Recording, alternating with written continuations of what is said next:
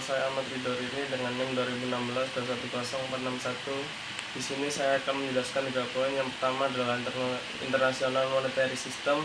Itu dapat diartikan sebagai pengaturan atau kesepakatan formal antar negara terkait nilai tukar dan masing-masing mata uang negara dunia terhadap mata uang lain. Jadi sederhananya sistem moneter ini berhubungan dengan nilai mata uang dan perbandingannya. Di dalam sistem moneter internasional tersebut terdapat ketentuan-ketentuan yang mengatur cara-cara atau metode pembayaran yang dapat diterima antar pembeli dan penjual dalam suatu negara. Namun ketentuan-ketentuan ini harus disepakati oleh para anggota atau negara staf bank sentralnya. Dan yang kedua adalah IMF. IMF itu adalah dalam bahasa Indonesianya yaitu data moneter internasional.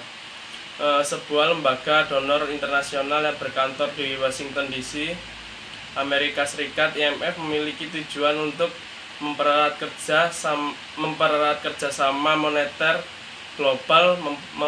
Yang kedua adalah memperkuat kestabilan keuangan. Yang ketiga adalah mendorong perdagangan internasional. Terus yang keempat adalah memperluas lapangan pekerjaan dan mengentaskan kemiskinan di seluruh dunia. Organisasi ini memberikan bantuan keuangan sementara kepada negara-negara untuk membantu mereka mempermudah penyesuaian pembayaran dan bantuan teknis. Dan yang ketiga adalah IBRD. IBRD ini adalah International Bank for Reconstruction and Development atau Bank Internasional untuk Rekonstruksi dan Pembangunan. Adalah sebuah institusi keuangan internasional yang bergerak di bidang atau untuk membantu pembayaran usaha-usaha pembangunan dan perkembangan negara anggotanya dan menawarkan pinjaman atau kredit kepada negara-negara anggotanya yang membutuhkan dan kepada negara berkembang dengan pendapatan menengah. Pada tahun 1949 berganti fokus baru yang ditujukan untuk memberikan pinjaman mengembangkan pembangunan ekonomi. Pinjaman diberikan untuk membantu proyek pengairan, pertambangan, pertanian, transport, komunikasi, dan proyek pembangunan industri umum. Secara garis besar, organisasi ini memiliki peran yang sangat mulia bagi negara-negara yang ingin berkembang. Terima kasih. Sekian. Terima kasih atas kesempatannya. Perkenalkan, nama saya Ismail Muhammad Hadi, NIM 2017-210-247. Kali ini saya akan mempresentasikan tentang bagian saya, yaitu sistem kurs falas. Nah, sebelum itu kita harus mengetahui dulu apa itu valuta asing dan kurs valuta asing. Valuta asing adalah mata uang dari negara lain. Nah, suatu mata uang yang ditukarkan dengan mata uang lainnya itu disebut dengan transaksi falas. Kurs valuta asing itu perbandingan nilai atau harga antara mata uang asing yang dinyatakan atau ditukarkan dengan nilai mata uang dalam negeri.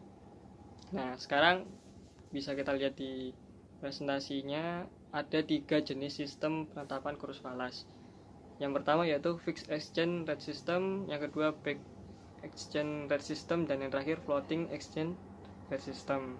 Nah, selanjutnya saya akan membahas tentang fixed exchange rate system. Di sini berdasarkan artikel of agreement tentang IMF telah ditetapkan suatu sistem moneter internasional dengan beberapa ketentuan pokok sebagai berikut. Sistem moneter internasional didasarkan kepada standar emas dengan pengertian bahwa setiap mata uang negara anggota IMF itu dikaitkan dan dikonvertibel dengan emas. Yang kedua, sistem nilai tukar atau foreign exchange rate-nya antara negara anggota IMF harus tetap stabil. Yang ketiga, kurs nilai tukar hanya boleh berfluktuasi atau bervariasi antara 1-2,5% di atas atau di bawah kurs resmi. Yang keempat, setiap negara anggota IMF pada prinsipnya dilarang menggunakan kebijakan devaluasi. Terima kasih. Selanjutnya akan Lanjutkan oleh rekan saya. Assalamualaikum warahmatullahi wabarakatuh. Terima kasih atas kesempatannya.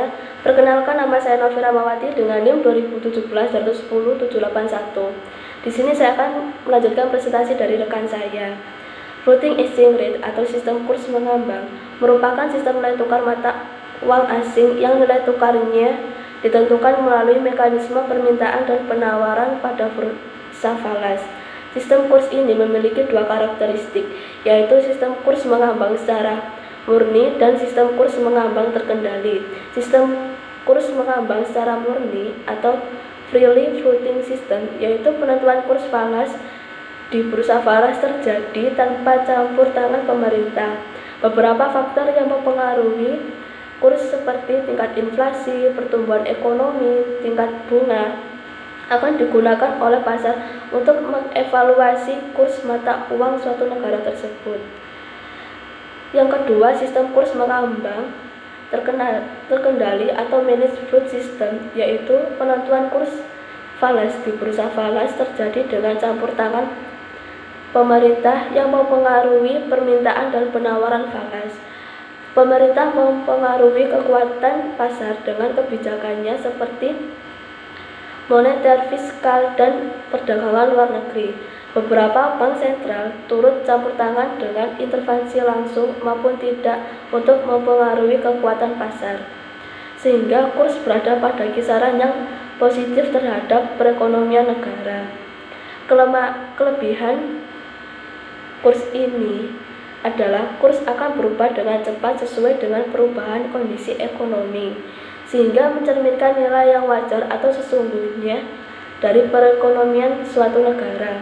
Kelemahan dari sistem ini adalah kurs akan berubah secara bebas sesuai dengan kekuatan pasar yang pada akhirnya dapat menyulitkan pemerintah maupun pelaku ekonomi yang lain dalam menentukan usahanya.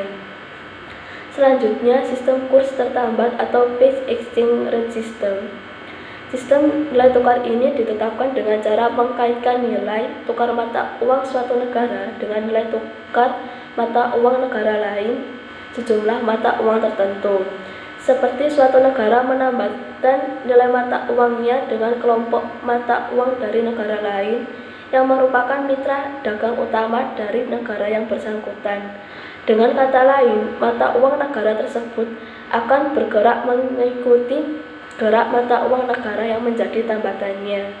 Salah satu variasi dari page system dikenal sebagai currency board system, dilaksanakan dengan cara mengkaitkan dan menetapkan nilai tukar tetap antara mata uang suatu negara dan hard currency tertentu yang didasarkan kepada jumlah mata uangnya yang beredar dengan cadangan devisa yang dimilikinya. Selanjutnya akan dilanjutkan oleh rekan saya.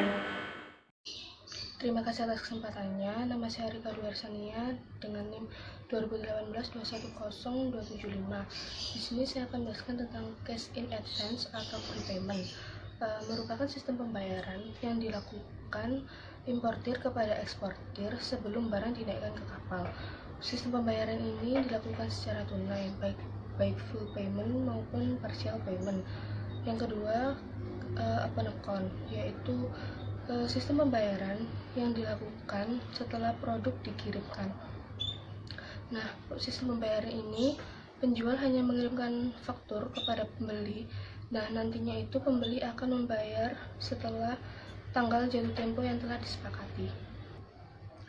Yang ketiga adalah private computation, merupakan metode pembayaran internasional yang dilakukan dengan kompensasi penuh atau sebagai utang piutang yang dilakukan secara langsung maupun tidak langsung, sehingga dapat mengurangi ataupun meniadakan transfer falas ke luar negeri. Terima kasih atas kesempatannya. Di sini saya Karina Dulanianti, NIM 2018-210-389 akan melanjutkan presentasi dari rekan saya. Letter of credit adalah suatu pernyataan yang dikeluarkan oleh using bank atas permintaan pembeli atau importir yang ditunjukkan kepada penjual atau eksportir atau beneficiary melalui advising atau confirming bank. Dengan menyatakan bahwa using bank akan membayar sejumlah uang tertentu apabila syarat-syarat yang telah ditetapkan dalam LC telah terpenuhi. Pada saat ini, lebih dari 50% pembayaran internasional menggunakan LC, karena pembayaran ini memiliki beberapa kelebihan.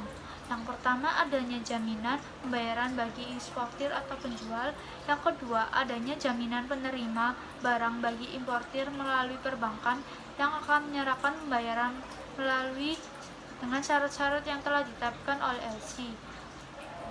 Yang selanjutnya, adanya fasilitas kredit eksportir dan importir melalui perbankan, dan selanjutnya adanya fasilitas credit hedging. Selanjutnya, beberapa hal yang perlu diperhatikan dalam melakukan LC, yaitu sifat LC, apakah reversible atau irreversible. Yang kedua, tanggal expired LC. Yang ketiga, tanggal pengapalan. Yang keempat, syarat-syarat dalam LC, misalnya apakah dapat dilakukan dengan transshipment atau partial shipment. Ya, secara garis besar, LC dikelompokkan menjadi dua, yaitu basic LC yang terdiri atas reversible LC, irreversible LC, confirming irreversible LC. Yang kedua, special LC yang terdiri dari red cross LC, drain-in LC, reviewing LC, transversible LC, back-to-back, standby LC, negotiable auto open LC, strike LC. Yang selanjutnya, using LC, merchant LC, dan clean LC. Pihak yang terlibat dalam prosedur pembayaran LC adalah importir atau pembeli, eksportir atau penjual, using bank atau confirming bank, perusahaan pelayaran, perusahaan survei, bea dan cukai, perusahaan asuransi. Draft atau wesel. Draft atau wesel adalah suatu surat perintah tertulis dari seorang eksportir yang ditujukan kepada importir atau agennya untuk melakukan pembayaran sejumlah tertentu dengan pada jangka waktu tertentu dengan tanggal waktu tertentu kepada pihak yang ditunjukkan atau pemegang atau pembawa draft tersebut. Macam-macam draft terdapat ada dua, menurut kelengkapannya dan menurut sistem pembayarannya. Menurut kelengkapannya terdapat ada dua, clean draft dan documentary draft. Clean draft adalah draft yang dapat dibayar tanpa dilengkapi dengan dokumen lampirannya. Yang selanjutnya, documentary draft. Documentary draft adalah draft yang harus dilengkapi dengan dokumen-dokumen lampiran seperti bill of lading, packing list, faktur, certificate of inspection, certificate of insurance. Yang selanjutnya, menurut sistem pembayarannya. Menurut sistem pembayarannya terbagi menjadi dua, sick draft dan dead type atau time draft. Sick draft adalah draft yang dibayar saat diperlihatkan.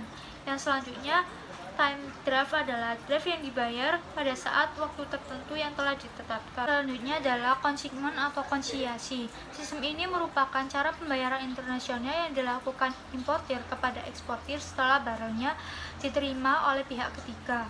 Dengan ini, eksportir mempunyai risiko yang tinggi, sehingga lebih banyak digunakan oleh perusahaan afiliasi atau subsidinya dari perusahaan induk. Terima kasih.